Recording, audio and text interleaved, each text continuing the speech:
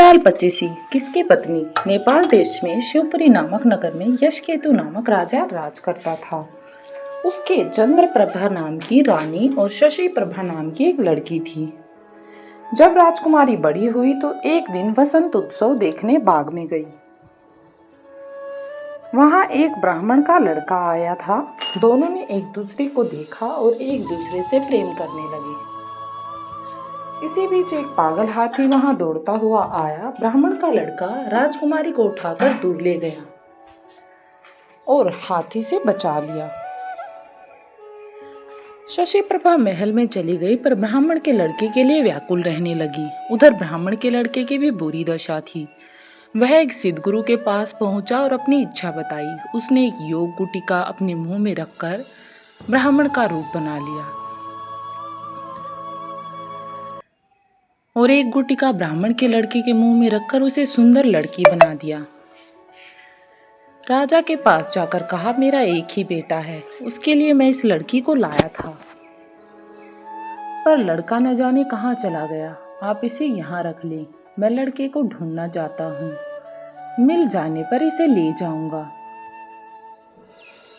अब सिद्ध गुरु चला गया और लड़की के भेष में छिपा ब्राह्मण का लड़का राजकुमार के पास रहने लगा।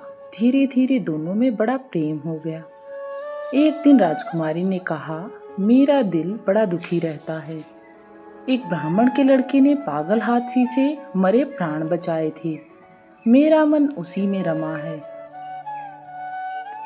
लेकिन अब मैं कर भी क्या सकती हूँ। इतना सुनकर उसने गुटिका मुंह से निकालकर ली और ब्राह्मण कुमार बन गया। राजकुमार उसे देखकर बहुत प्रसन्न हुई।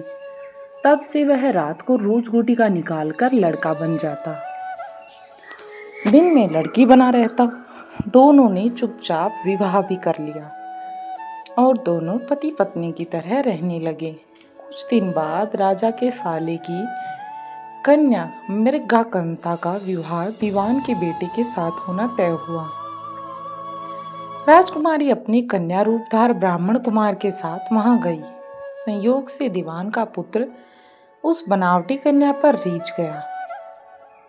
विवाह होने पर वह मृगकंता को घर तो ले गया, लेकिन उसका हृदय उस कन्या के लिए व्याकुल रहने लगा। उसकी यह दशा देखकर दीवान बहुत हैरान हुआ। उसने राजा को समाचार भेजा।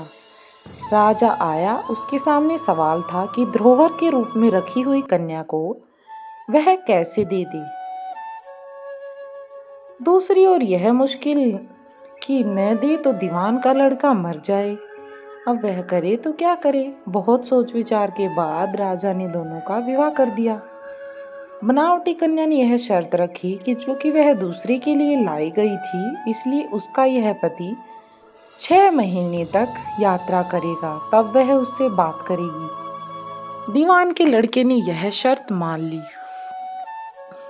अब विवाह के बाद वह उसे मृगकंता के पास छोड़ तीर्थ यात्रा पर चला गया। उसके जाने पर दोनों आनंद से रहने लगे। ब्राह्मण कुमार रात में आदमी बन जाता और दिन में कन्या बनकर घूमता, लेकिन वो तो पति पत्नी का पूरा आनंद ले रही थी। धोखे में था तो दीवान का बेटा। अब 6 महीने बीतने को आए तो वह एक दिन मृगकंता को लेकर भाग गया। उधर सिद्ध गुरु एक दिन अपने मित्र शशि को युवा पत्र बनाकर राजा के पास लाए और उस कन्या को मांगा। शाप के डर के मारे राजा ने कहा, वह कन्या तो जाने कहाँ चली गई, आप मेरी कन्या से इसका विवाह कर दें। सिद्ध गुरु यह सुनकर हैरान था।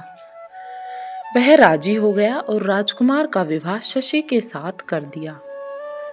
घर आने पर ब्राह्मण कुमार ने कहा, यह राजकुमारी मेरी स्त्री है, मैंने इसे गंधर्व रीति से विवाह किया है,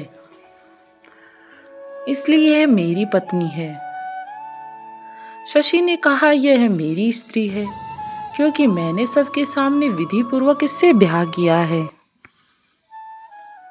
और मैं ही इसका वास्तविक पति हूँ।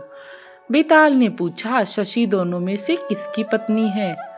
तब विक्रम ने जवाब दिया, विक्रम ने कहा, मेरी राय में वह शशि की पत्नी है, क्योंकि राजा ने सबके सामने विधि पूर्वक विवाह किया था।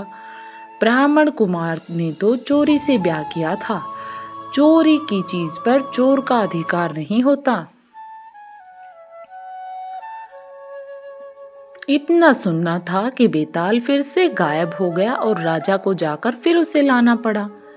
जब वो रास्ते में बेताल विक्रम की पीठ पर बैठा तो फिर उसने एक नई कहानी शुरू कर दी। ये थी विक्रम और बेताल की इंटरेस्टिंग कहानी। और भी कहानियां सुनना चाहते हैं तो चैनल को कर लें सब्सक्राइब और वीडियो को लाइक करें और कमेंट